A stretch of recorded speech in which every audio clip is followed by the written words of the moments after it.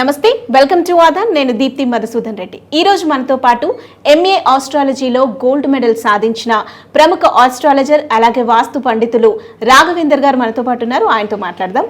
మరి ప్రస్తుతం ఆంధ్రప్రదేశ్లో ఏ విధంగా ఉంది సిచ్యువేషన్, ఎవరు గెలవబోతున్నారు, ఎవరి జాతకం ఏ విధంగా ఉందో పూర్తి వివరాలని ఆయన మాటల్లోనే అడిగి తెలుసుకుందాం.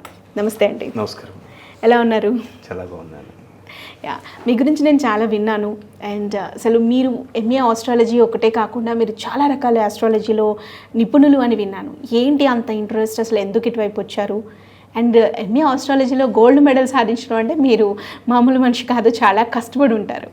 సో ఏంటి అసలు మీ నేపథ్యం? అంటే చిన్నప్పటి నుంచి కూడా నాకు అక్కడ ఫీల్డ్ అంటే ఏదో తెలియని ఇంట్రెస్ట్ అండి. చిన్నప్పుడు మా కుటుంబంలో కొంచెం చిన్న చిన్న సమస్యలు వచ్చినప్పుడు తంబురా చెప్పేవాళ్ళని, తర్వాత ప్రశ్న చెప్పేవాళ్ళని, గవా పంచాంగం అని ఇలా వెళ్తూ ఉండేవారు. ద సేమ్ టైం మా ఫ్యామిలీలో కూడా మా ఒక తాతగారు వచ్చేసి దేవాలయ శిల్పి, ఇంకో తాతగారు వచ్చేసి జ్యోతిష్యం వాస్తు గురించి కొంచెం అవగాహన ఉన్నవారు. మా నాన్న వైపు తీసుకున్నట్టు ఆయుర్వేదం మీద కొంత అవగాహన ఉన్నవారు. ఓకే.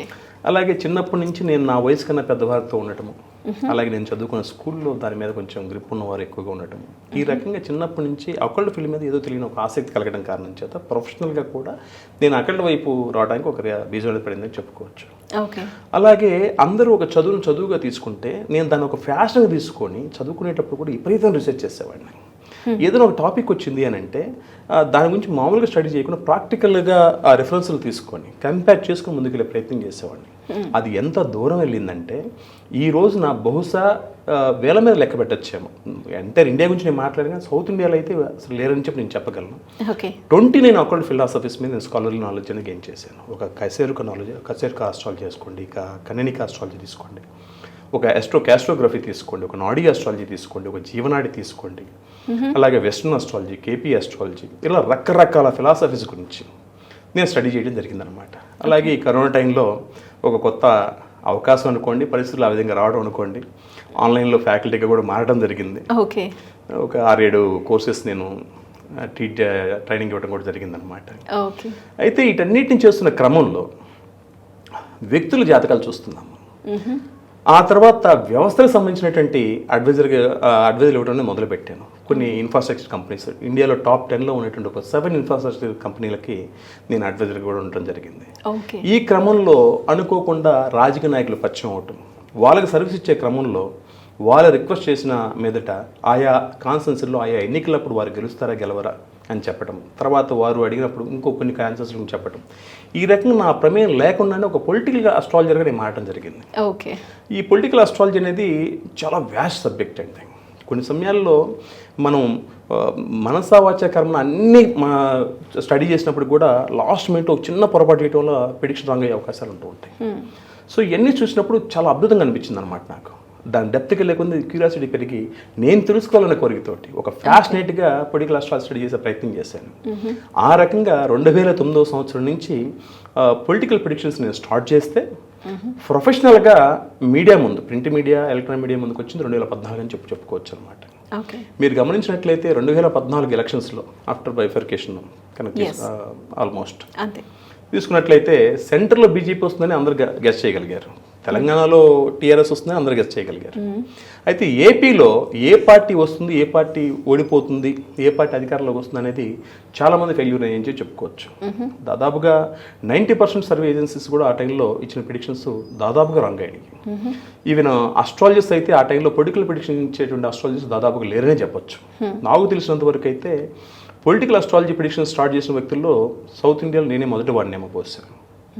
సో 2014 సంవత్సరంలో ఎలక్షన్ జరుగుతున్నప్పుడు ఆంధ్రాలో ఉంటే 200 కాన్స్టెన్సీస్, అంటే 175 అసెంబ్లీ కాన్స్టెన్సీ తీసుకోండి, 25 కాన్స్టెన్సీ తీసుకోండి, ఈ 200 కాన్స్టెన్సీల్లో ఏ పార్టీ గెలుస్తుంది, ఏ పార్టీకి ఎన్ని సీట్లు వస్తున్నాయి దాని గురించి స్టడీ చేస్తూ నేను వచ్చేది టీడీపీ కూటమిని, ఈ కూటమికి 97 నుంచి 107 వరకు అసెంబ్లీ సీట్లు వస్తాయని, అలాగే 16 నుంచి 18 వరకు ఎంపీ సీట్లు వస్తాయని నేను ప్రింట్ మీడియా అండ్ ఎలక్ట్రానిక్ మీడియాలో చెప్పడం జరిగిందనమాట.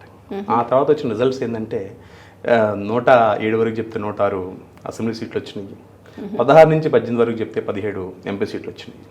ఒక్కసారిగా ఆంధ్ర రాష్ట్రం అంతా కూడా ఒక ప్రభంజనం అనమాట. ఎవరి రాఘవేంద్ర సిద్ధాంతం.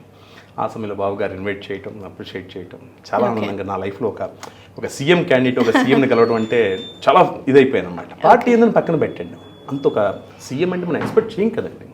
విలేజ్లో ఒక బంట్రోత్ అంటారు, లేకపోతే ఒక గవర్నమెంట్ ఆఫీసర్ని కలవడానికి మనం ఓ అంటున్నాం. ఒక ఎమ్మెల్యే కలిస్తే ఫోటో తీసుకుని ఎమ్మెల్యే కలిసి అని చెప్పి గర్వంగా చెప్పుకుంటాం. ఒక రాష్ట్రానికి సీఎం కలిసినప్పుడు అసలు మైండ్ అనేది ఎక్స్ట్రీమ్ లెవెల్కి హ్యాపీనెస్ అనేది పొందాను అనమాట. సో అది మంచి కిక్ ఇవ్వడం ద్వారా మిగతా రాష్ట్రాలు కూడా స్టడీ చేయడం మొదలుపెట్టాను. ఆ రకంగా ఇప్పటి వరకు నేను 11 ప్రెడిక్షన్స్ ఇచ్చాను. వెస్ట్ బెంగాల్, యూపీ, బీహార్, ఛత్తీస్గఢ్, తర్వాత జార్ఖండ్, తెలంగాణ, కర్ణాటక, తమిళనాడు ఇవన్నీ ఇచ్చుకుంటూ వచ్చాను. ఇంకా రీసెంట్గా గమనించినట్లయితే తెలంగాణ అసెంబ్లీ ఎన్నికలు 2023లో జరిగిన ఎన్నికలు తీసుకున్నట్లయితే ఈ తెలంగాణ అసెంబ్లీ ఎన్నికలో నేను 65 కాంగ్రెస్కి ఇవ్వడం జరిగింది. కాంగ్రెస్కి 65 సీట్లు వస్తాయని, -+ ఒక 5 సీట్స్ వస్తాయని. అలాగే టీఆర్ఎస్ పార్టీకి వచ్చేసి 40 సీట్లు, -+ ఒక 5 సీట్స్. అలాగే భారతీయ జనతా పార్టీకి 6, -+ 1 సీట్ అని చెప్పి అన్నాను. చివరికి ఎన్ని వచ్చినాయి మీ అందరికీ తెలుసు. సో ఆ రకంగా తీసుకున్నట్లయితే ఇప్పటివరకు నేను చెప్పిన ప్రతి పొలిటికల్ ప్రిడిక్షన్ కూడా అద్భుతంగా సక్సెస్ అయింది. ఓకే. సో నేను ఇవ్వటం మొదలుపెట్టిన తర్వాత చాలా మంది అస్ట్రాలజర్స్ నన్ను ఫాలో అవటం. ఓకే. చాలా మంది ఇప్పుడు మీరు చెప్పండి మొత్తం ఇలా అంటే 20 తెలుగు రాష్ట్రాలు కూడా ఈ ఏపీ రిజల్ట్స్ గురించి చాలా ఆతృతగా ఎదురు చూస్తున్నాయి. సో మరి యాజ్ పర్ యువర్ ప్రెడిక్షన్ ఈసారి కూటమి అధికారంలోకి రాబోతుందా, లేదంటే మళ్ళీ వైఎస్ఆర్సీపీ అధికారంలోకి రాబోతుందా as per your prediction? As per astrological prediction కనుక తీసుకున్నట్లయితే 2024 సంవత్సరంలో జరిగినటువంటి ఆంధ్ర రాష్ట్ర ఎన్నికల ఫలితాలు ఎలా ఉండబోతున్నాయంటే ఈ ఎలక్షన్స్లో 100కి 100 రూపాయలు కూటమి అత్యధికమైన సీట్లు తెచ్చుకోబోతుంది. ఓకే. ఎన్ని అంటే తెలుగుదేశం పార్టీ మరియు కూటమి ఏదైతే ఉందో కూటమి మొత్తం కలిపి 124 సీట్లు సాధించడం ద్వారా గవర్నమెంట్ని ఫామ్ చేయబోతుంది. దీంట్లో ఎటువంటి డౌట్ లేదు. అంటే బిట్వీన్ సీట్స్ కూడా చెప్పట్లేరు మీరు, ఖచ్చితంగా 124 సీట్లు డాటెడ్. ఓకే. ఓకే, ఇది గుర్తుపెట్టుకోండి. తెలుగుదేశం పార్టీ, బీజేపీ, తర్వాత జనసేన పార్టీ 3 కలిసినటువంటి కూటమి పార్టీలకి మొత్తం కలిపి 104 సీట్లు వస్తున్నాయి. ఇండివిజువల్గా తీసుకున్నట్లయితే తెలుగుదేశం పార్టీకి వచ్చేసి 105 సీట్లు వస్తున్నాయి, జనసేన పార్టీకి వచ్చి 16 వస్తున్నాయి, బీజేపీకి వచ్చేసి 3 సీట్లు వస్తున్నాయి. ఓకే. మొత్తం కలిపి 124 సీట్లు సాధించడం ద్వారా ఈ కూటమి అధికారాన్ని చేపట్టబోతుందని చెప్పుకోవచ్చు. ఓకే. ఇక వైఎస్ఆర్సీపీ పార్టీ మొత్తం కనుక తీసుకున్నట్లయితే 50 సీట్ల వరకు తెలుసుకునే అవకాశం ఉంది, 50 సీట్ల వరకు గెలుచుకునే అవకాశం ఉంది. ఇక Indian national Congress party Madagasira constituency నుంచి 1 సీట్ను పొందే అవకాశం ఉంది. ఓకే. రైట్. అంటే మీరు ఇది ఎలా చెప్తుంది, ఏ ప్రెడిక్షన్ ప్రకారం చెప్పగలుగుతున్నారు? అంటే కూటమి ఏర్పాటైన రోజు నుంచి, వైఎస్ఆర్సీపీ పార్టీ ఏర్పాటైన రోజు నుంచి చెప్తున్నారా, లేదు అంటే ఇండివిజువల్గా మీరు ప్రతి ఒక్కరిది జాతకం ప్రకారం చూసి ఏ కాన్స్టిట్యుయెన్సీలో ఎవరు గెలుస్తున్నారు అని చూసి చెప్తున్నారు? పొలిటికల్గా ఒక రాష్ట్రంలో ఏ పార్టీ అధికారంలోకి రావడానికి అవకాశం ఉంది అని మనం చెప్పాలి అంటే అనేక రకాల పారామీటర్స్ మనం పరిగణలో తీసుకోవాలి. అన్నిటికన్నా ముఖ్యమైనది ఎన్ని కాన్స్టిట్యున్సీలో ఎలక్షన్స్ అయితే జరుగుతున్నాయో అలా ప్రతి కాన్స్టిట్యున్సీ సంబంధించి అక్కడ పోటీ చేసే ప్రధాన అభ్యర్థుల యొక్క పర్సనల్ డీటెయిల్స్ తీసుకోవాలి. ఓకే. వాళ్ళ జాతకాలు పరిశీలించడానికి వాళ్ళ యొక్క డేట్ ఆఫ్ బర్త్లు అవసరం అవుతాయి. కొన్ని సమయాల్లో అవి దొరకచ్చు, కొన్ని సమయాల్లో దొరకపోవచ్చు. మ్యాగజిన్ కలెక్ట్ చేయాల్సిన అవసరం ఉంటుంది. దొరకని చోట మనం ప్రశ్న జ్యోతిష్యము, లేక నిమిత్త జ్యోతిష్యము, లేక వెస్టర్న్ ఆస్ట్రాలజీ, లేక ఆస్ట్రోగ్రఫీ ఇలాంటివి మనం పరిగణలో తీసుకోవాల్సిన అవసరం ఉంటుంది.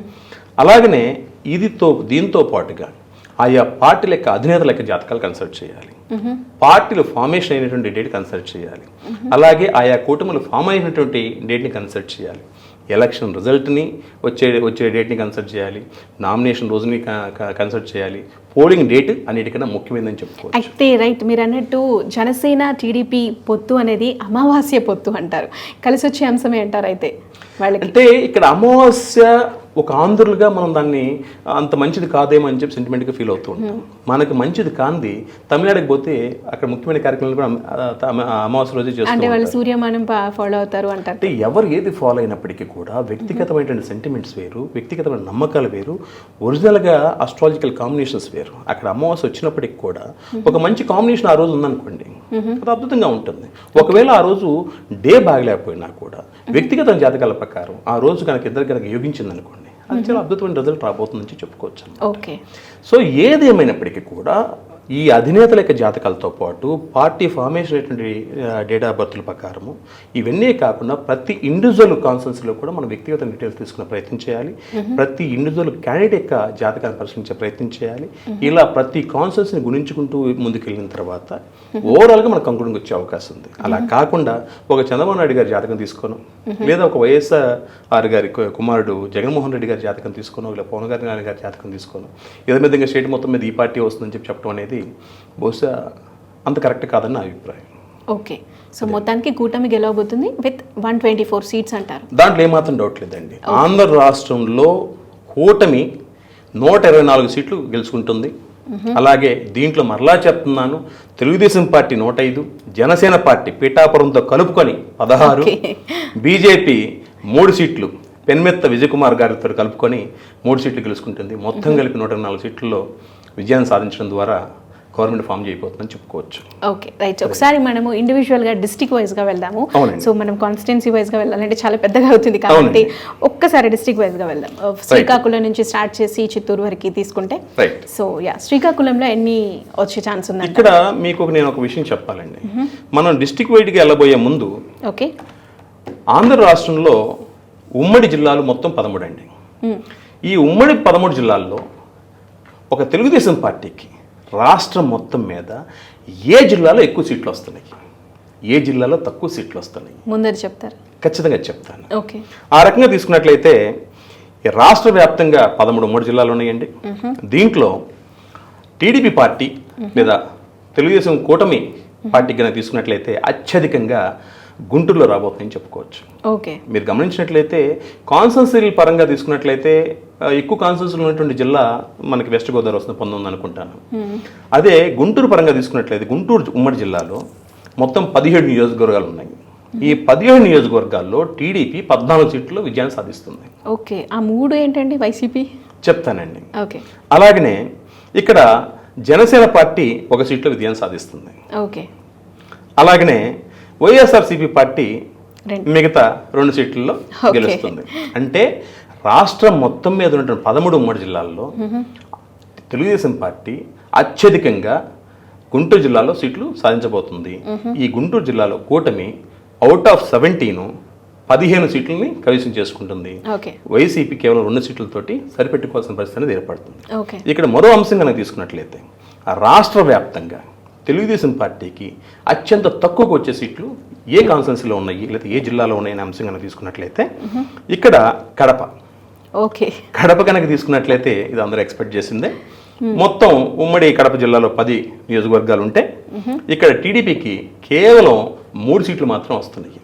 అంటే రాష్ట్ర వ్యాప్తంగా తెలుగుదేశం పార్టీకి అత్యంత తక్కువ వస్తే, ఒక జిల్లాలో తక్కువ వచ్చినట్టు ఎన్ని వస్తున్నాయి అంటే వర్స్ట్ సినారీ 3 సీట్లు వస్తున్నాయి అని చెప్పుకోవచ్చు. ఈ కడప జిల్లాలో వైఎస్ఆర్సీపీకి ఎన్ని సీట్లు వస్తున్నాయి అంటే 7 సీట్లు వస్తున్నాయి.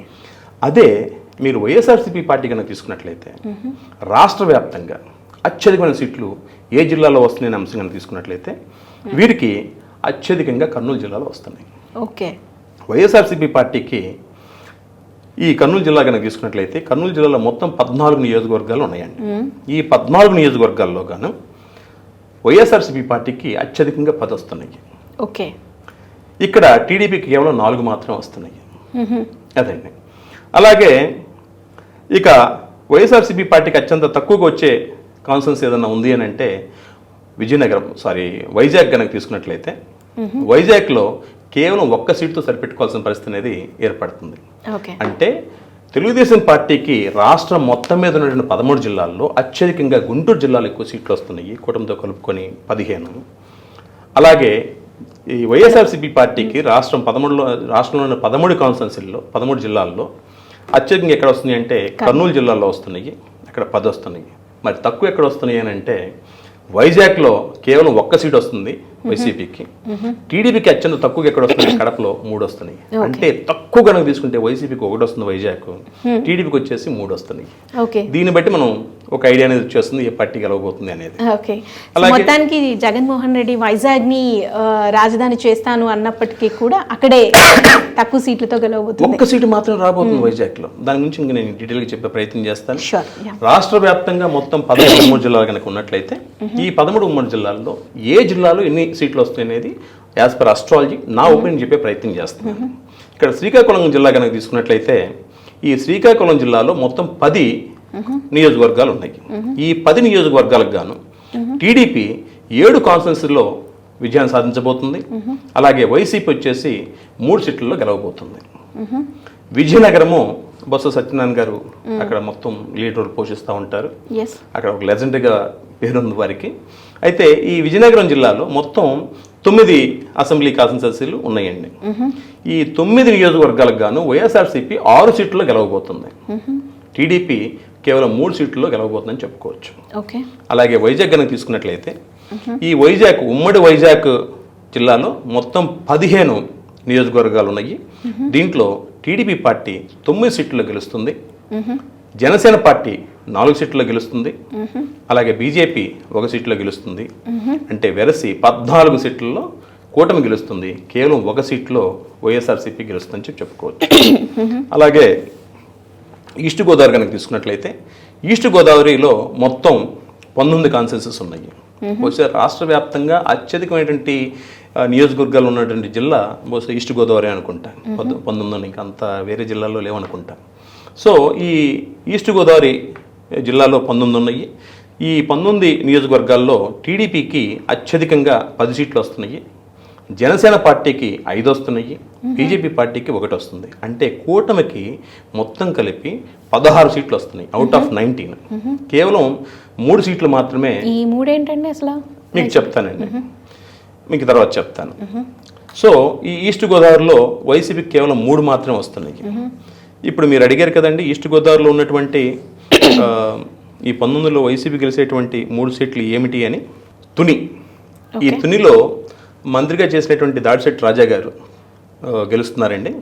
అలాగే మరో సీట్ వచ్చేసి యనమల దివ్య గారు ఓడిపోతున్నారు. అవునండి, రామచంద్రాపురం అండి.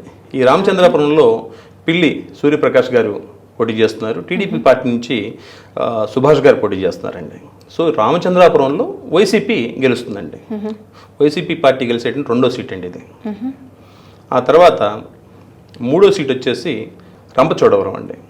ఈ రంపచోడవరంలో వైసీపీ పార్టీ నుండి ధనలక్ష్మి గారు పోటీ చేస్తున్నారు. టీడీపీ నుంచి మిరియాల శిరీష గారు పోటీ చేస్తున్నారండి. సో ఈ సీట్లో వైసీపీ వస్తుందండి. అంటే ఓవరాల్గా ఈస్ట్ గోదావరిలో రంపచోడవరం ఒకటి, ఆ తర్వాత తుని రామచంద్రాపురం ఈ 3 కాన్స్టిట్యున్సీల్లో వైసీపీ అనేది వస్తుందండి.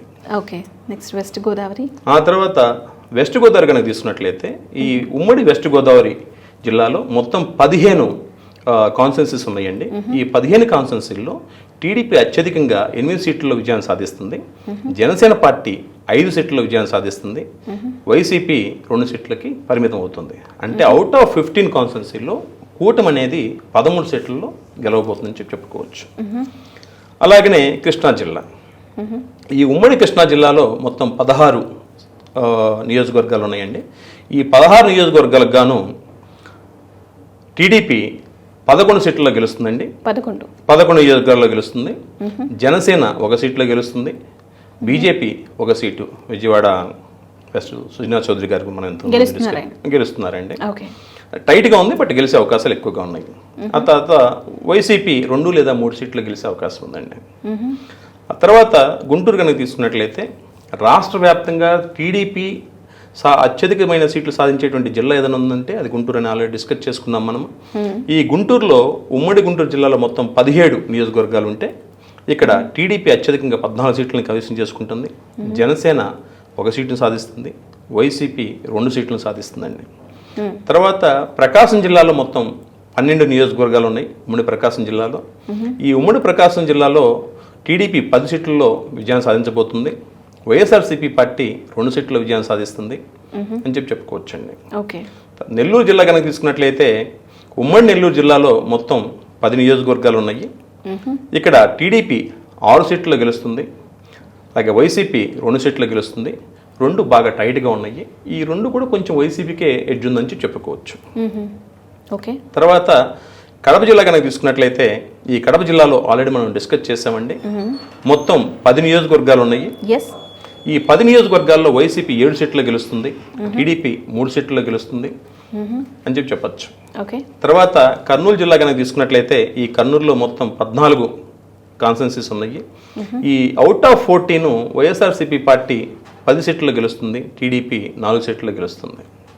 ఓకే. ఆ తర్వాత అనంతపురం, ఈ అనంతపురంలో మొత్తం 14 నియోజకవర్గాలు ఉన్నాయి. దీంట్లో టీడీపీ పార్టీ 11 సీట్ల విజయం సాధించబోగా వైఎస్ఆర్సీపీ పార్టీ 2, కాంగ్రెస్ 1. అంటే అనంతపురం జిల్లాలో టీడీపీకి అత్యధికంగా 11 సీట్లు రాబోతున్నాయండి. వైసీపీ కేవలం 2 వస్తున్నాయి. ఈ 2 ఏంటండి వైసీపీ? అనంతపురంలో 1 తాడిపత్రి అండి. వైసీపీ సాధించేటువంటి సీట్లలో తాడిపత్రి ఒకటి ఉంది. ఈ తాడిపత్రిలో వైఎస్ఆర్సీపీ అభ్యర్థి కేతిరెడ్డి పెద్దారెడ్డి, అలాగే టీడీపీ నుంచి జేసీ అస్మిత్ రెడ్డి గారు ఉన్నారు. ఇక్కడ ఫైట్ చాలా టైట్గా ఉంది, బట్ వైసీపీకి ఇక్కడ బాగా ఫేవర్గా ఉందని చెప్పుకోవచ్చు.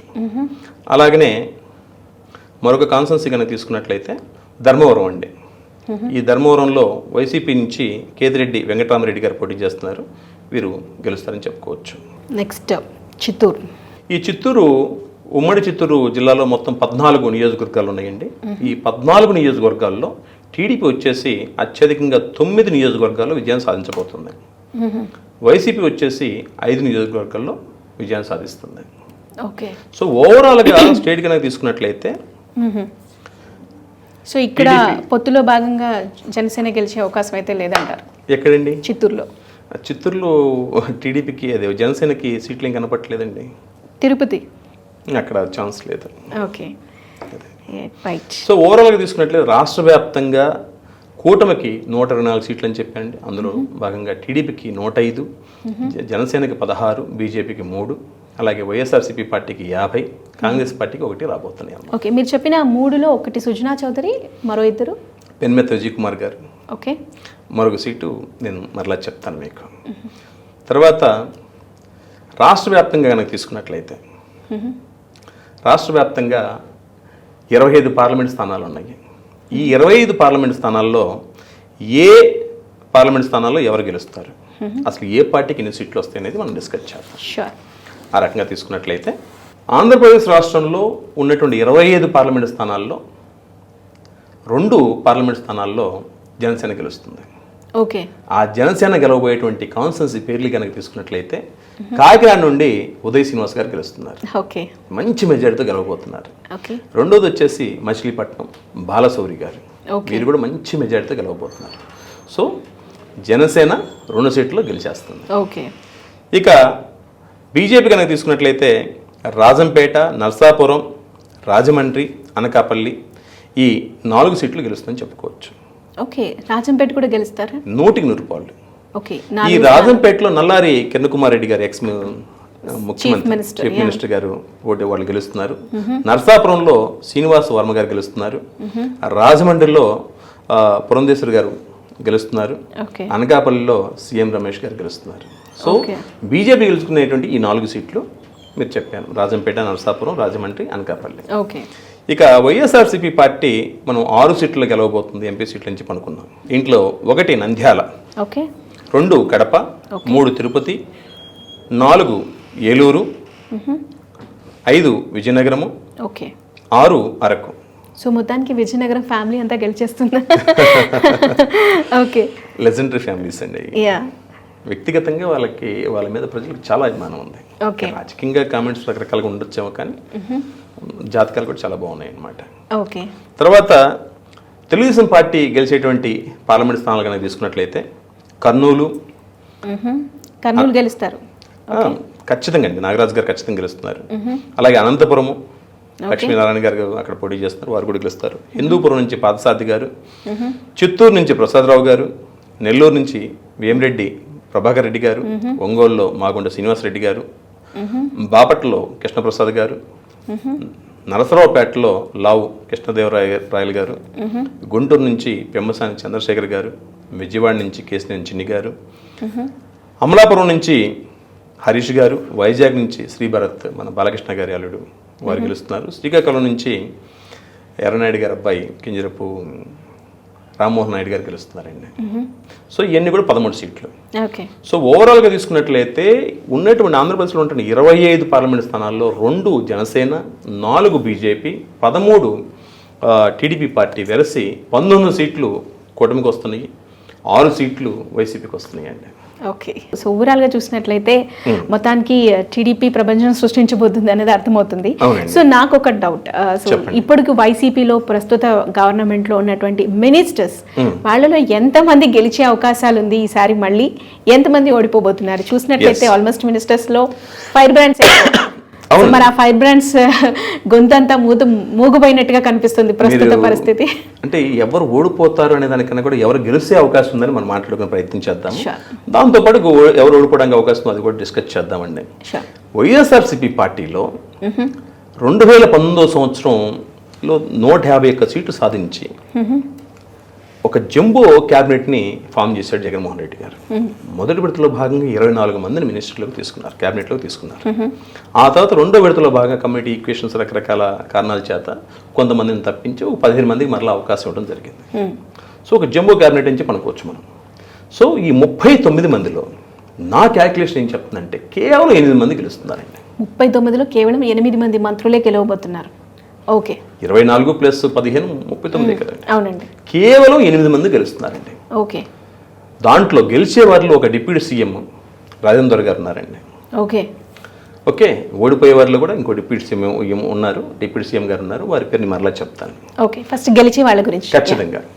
అలాగే ఇక్కడికైనా తీసుకున్నట్టు గెలిచే వారిలో రాష్ట్రంలో వైఎస్ఆర్సీపీ పార్టీలో మంత్రులుగా చేసిన వారిలో గెలిచే వారిలో మొదటి పేరు పెద్దిరెడ్డి రామచంద్రారెడ్డి గారండి. ఖచ్చితంగా గెలుస్తారు.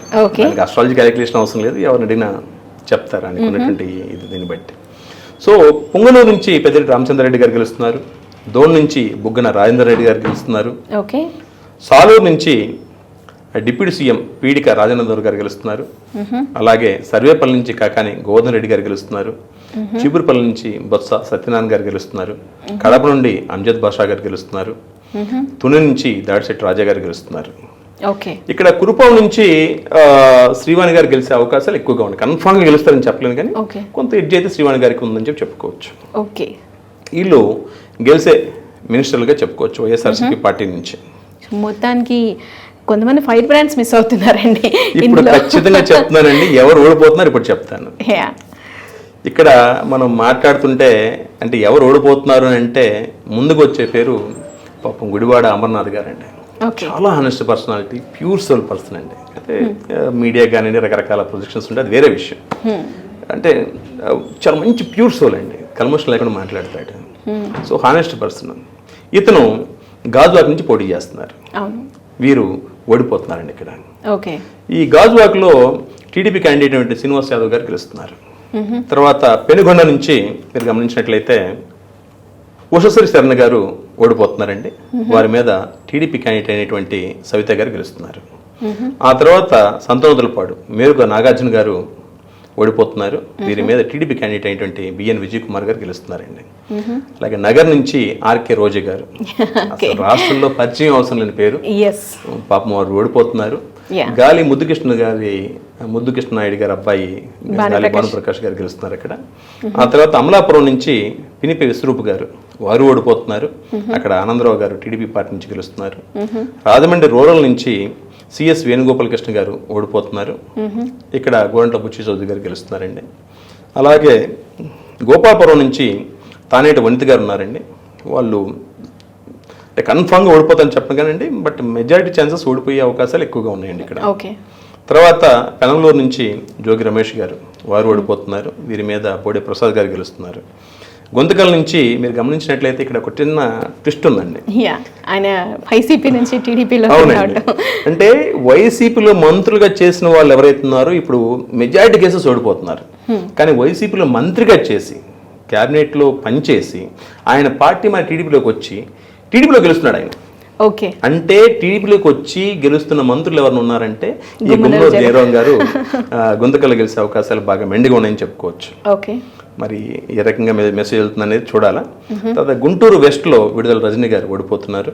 వీరి మీద గల్లా మాధవి గారు గెలుస్తున్నారు. కొండేపులో విద్యాశాఖ మంత్రిగా చేసినటువంటి ఆదిమూలపు సురేష్ గారు ఓడిపోతున్నారు. వీరి మీద టీడీపీ క్యాండిడేట్ జోళా బాలవీరేంద్ర స్వామి గారు గెలుస్తున్నారండి. ఇకపోతే శ్రీకాకుళం నుంచి ధర్మాన ప్రసాదరావు గారు వీరు ఓడిపోతున్నారు. వీరి మీద టీడీపీ క్యాండిడేట్ గోండు శంకర్ గారు గెలుస్తున్నారండి.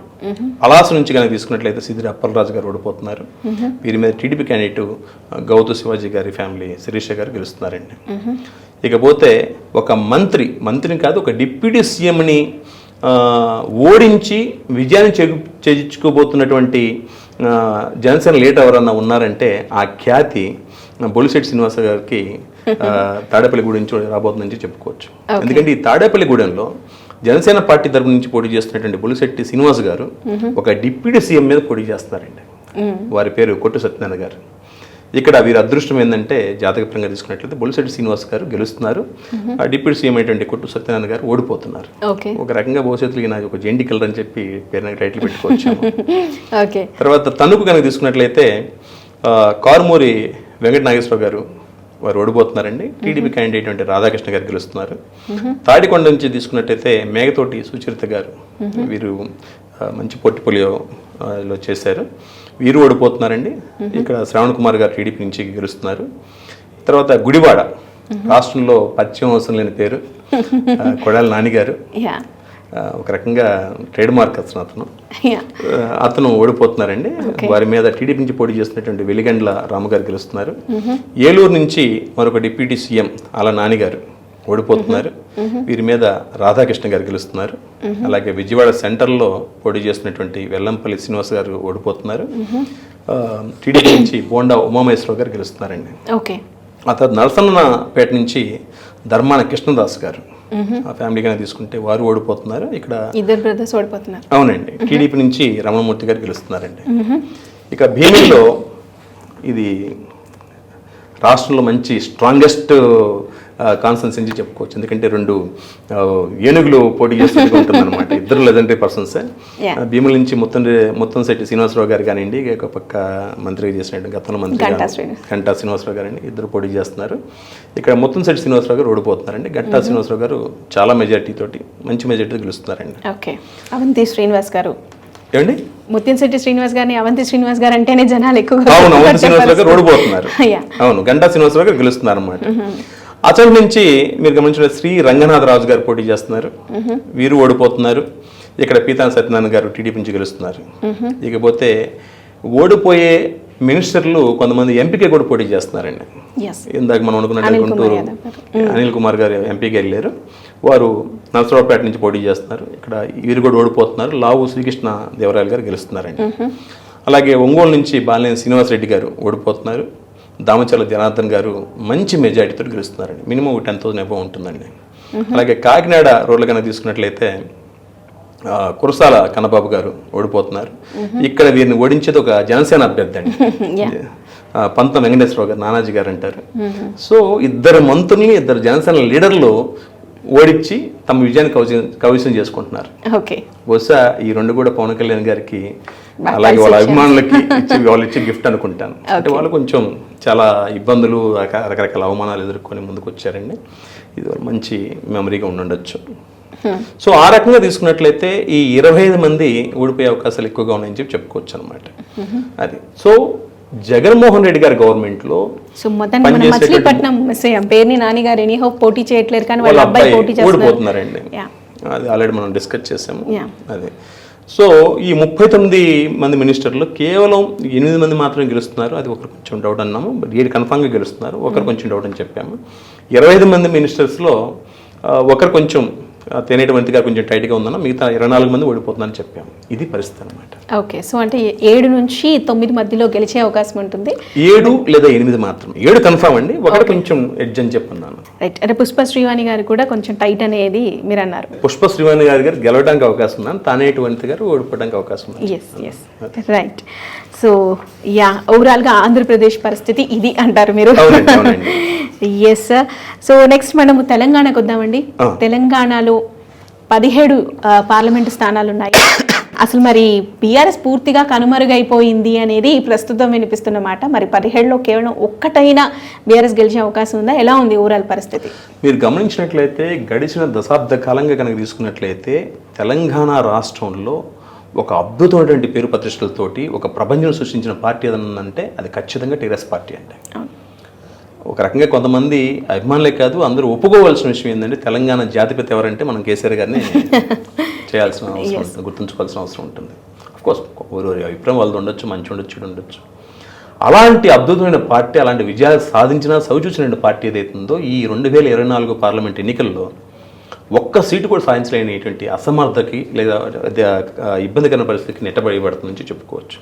సో ఈ ఎన్నికల్లో, ఈ పార్లమెంట్ ఎన్నికల్లో టీఆర్ఎస్కి ఒక్క సీటు కూడా రావట్లేదండి. ఆ ఒక్క సీటు రావడం చాలా కష్టంగా ఉంది.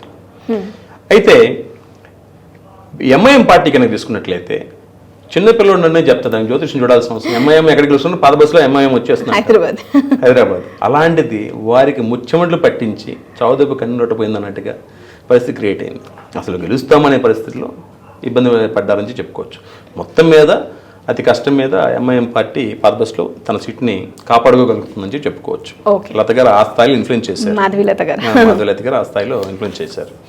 ఇక 2019 సంవత్సరంలో 4 సీట్లు సాధించిన భారతీయ జనతా పార్టీ ఈ 2024 సంవత్సరంలో అత్యధికంగా 8 సీట్లని కైవసం చేసుకోబోతుందని చెప్పుకోవచ్చు. ఆ 8 సీట్లు కనుక తీసుకున్నట్లయితే 1 చెవెళ్ళ, 2 మల్కాజ్గిరి, 3 సికింద్రాబాదు, 4 మహబూబ్ నగర్, 5 కరీంనగర్, 6 మెదక్, 7 నిజామాబాదు, 8 జహీరాబాద్.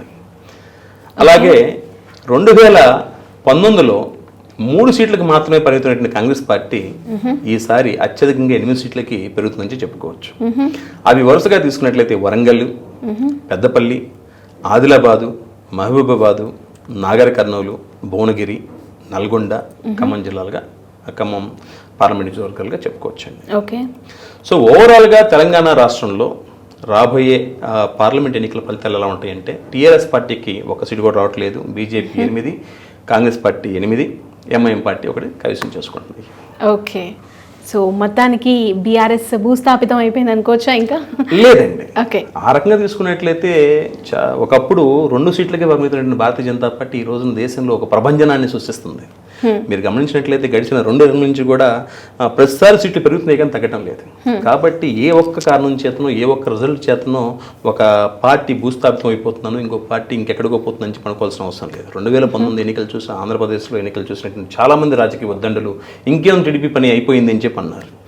మొన్న చంద్రబాబు నాయుడు గారిని అరెస్ట్ చేసి దాదాపు 40-50 రోజుల లోపల ఉన్నప్పుడు ఇక టీడీపీ గురించి మర్చిపోవడమే అని చెప్పి అన్నారు. కానీ ఏం జరుగుతుంది? ఎవరు ఊహించిన విధంగా 151 సీట్లు గెలిచి అంత గొప్ప పేరు ప్రతిష్టలు సంపాదించినటువంటి వైఎస్ఆర్సీపీ పార్టీ ఈరోజు 50 సీట్లకు పరిమితం కావాల్సి వస్తుంది. కాబట్టి ఏ ఒక్క కారణం చేతనో, ఏ పార్టీ కనుమరుగవుతున్నానో, లేదా ఏ ఒక్క విజయం చేతనో ఒక పార్టీకి తిరుగులేదించి పనుకోవడం అనేది అది సాధ్యం కాకపోవచ్చు. ఆ రకంగా తీసుకున్నట్లయితే భారతీయ జనతా పార్టీ రాష్ట్రంలో అంటే దేశంలో 2019 ఎన్నికల్లో సుమారుగా 350 వచ్చినట్టుగా, 350 చిల్లర వచ్చినట్టుగా ఎన్డీఏ వచ్చినట్టుగా గుర్తు నాకు. అయితే అంటే అవుట్ ఆఫ్ 524 అనుకుంటాను. ఈసారి కూటమికి అంటే ఎన్డీఏ కూటమికి ఎన్ని సీట్లు రావడానికి అవకాశం ఉందనే అంశంగా తీసుకున్నట్లయితే నా ఆస్ట్రాలజికల్ క్యాలిక్యులేషన్లో నాకు తెలిసిన విషయం ఏంటంటే ఖచ్చితంగా భారతీయ జనతా పార్టీ కూటమి కలిపి 375 సీట్లకు తగ్గదు అని చెప్పి గంటాబద్ధంగా చెప్పవచ్చు. 375. సో ఇప్పటి వరకు మనం మాట్లాడుకున్నటువంటి విషయాన్ని జస్ట్ సమ్మరైజ్ చేసే ప్రయత్నం చేసినట్లయితే మన ప్రేక్షకుల యొక్క సౌకర్యార్థం ఆంధ్రప్రదేశ్లో 2024లో జరిగేటువంటి ఎన్నికల ఫలితాలు ఏ విధంగా ఉండబోతున్నాయి అంటే టీడీపీ పార్టీ అధికారంలోకి రాబోతుంది, 124 సీట్లు కూటమి సాధిస్తుంది. అక్కడ కేవలం వైఎస్ఆర్సీపీ పార్టీకి 50 మాత్రమే రాబోతున్నాయి. అలాగే ఎంపీ సీట్లు కనుక తీసుకున్నట్లయితే మొత్తం 25 సీట్లు ఉన్నాయి. 25లో మొత్తం 19 సీట్లు కూటమి సాధించబోతుంది. కేవలం 6కి సరిపెట్టుకోబోతుంది వైఎస్ఆర్సీపీ పార్టీ. ఈ 19 కనుక తీసుకున్నట్లయితే 13 వచ్చేసి టీడీపీ, 2 వచ్చి జనసేన, 4 వచ్చేసి భారతీయ జనతా పార్టీ. ఇది ఆంధ్రప్రదేశ్ ఎన్నికలు. తెలంగాణ కనుక తీసుకున్నట్లయితే ఇక్కడ భారతీయ జనతా పార్టీకి 8 రాబోతున్నాయి, కాంగ్రెస్కి 8 రాబోతున్నాయి, ఎంఐఎం హైదరాబాద్లో 1 సాధించబోతుంది. ఓవరాల్గా దేశం కనుక తీసుకున్నట్లయితే 100కి 100 రూపాయలు అది అందరికీ తెలిసిందే. భారతీయ జనతా పార్టీ మళ్ళీ గవర్నమెంట్ ఫామ్ చేయబోతుంది.